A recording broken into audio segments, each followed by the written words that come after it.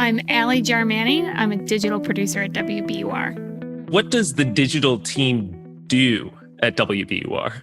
So the digital team, basically any internet thing for WBUR that you look at comes out of the digital team. So that's going to be WBUR.org, newsletters, Twitter, Facebook, Instagram. Really, our biggest thing is strategizing and editing the copy that comes from the newsroom, developing our own copy, and getting the news out on a completely different platform than the radio. I've also done a ton of our data viz lately, working with our web developer, Daigo, just to figure out, like, we have all this data coming in about cases every single day, hospitalizations. How do we make that look good?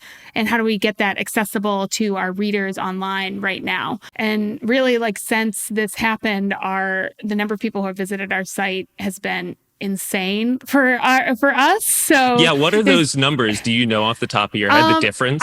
Our web traffic has basically doubled since this all started. I think the biggest difference between like before time and now is like the volume of news is just like all the time. Like it's like a breaking news situation every hour. What would the typical process look like from, that there's a story happening and it's going to come to digital. So from idea inception to execution, what does it look like?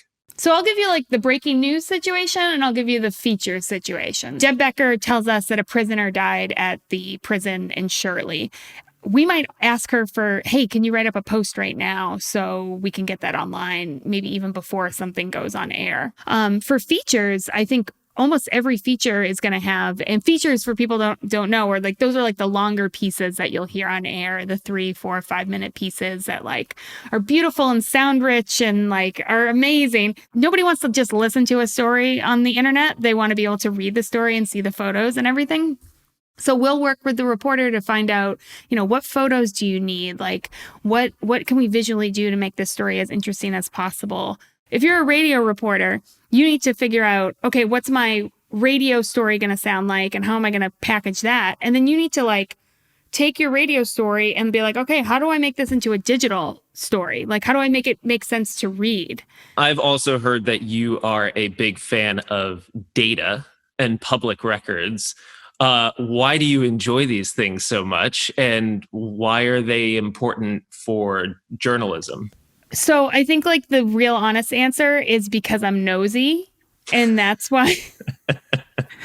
And which really helps in this line of work. But public records are your chance to find out those receipts of what is going on. Yeah, I think it's a really important time to be putting in those kind of public records requests to be able to uncover things that aren't necessarily going to be uncovered without it. Since your job already focused on the online world, was your life pre-pandemic very different than it is now? Well, I went into the office, so that was I used to be around other people and wear real pants. That was something that happened. I won't ask you whether you're doing that currently. I mean, I look good up here, right? Yes. Yeah. I mean, I am an extrovert. Like, I love being around my colleagues. They're amazing people.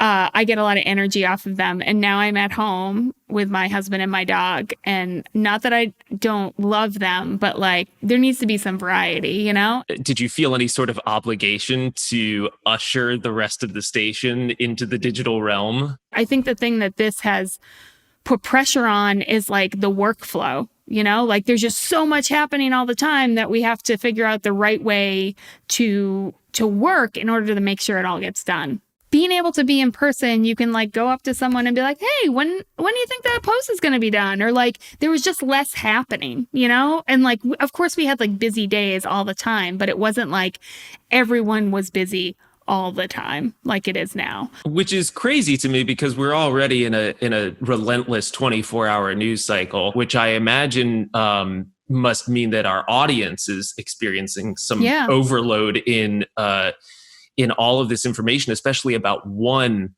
thing. Do you think that this is going to continue through this entire crisis? I mean, we have seen when we have a non-coronavirus story, they do well. You know, people want to read and listen to other kinds of news. And even like something like this, like, so this is a coronavirus story, but it like brought me so much joy. Was Amelia Mason had a piece, I think it was this week, about how mass art students are like adjusting to like, you know, working like from home, like on art projects where you don't have access to studio space. Like, how do you do that? And one of the teachers had them all drawing chickens every day, melting your Barbie dolls into like something else. Every like parent's dream. If you have kids watching, do not follow these directions. Don't light anything on fire. You know, another thing. So we have this Slack channel called Yay. I don't know if you've seen that before, yes. But it is one of my favorite channels because it's like we're lifting up each other's work in big ways and small.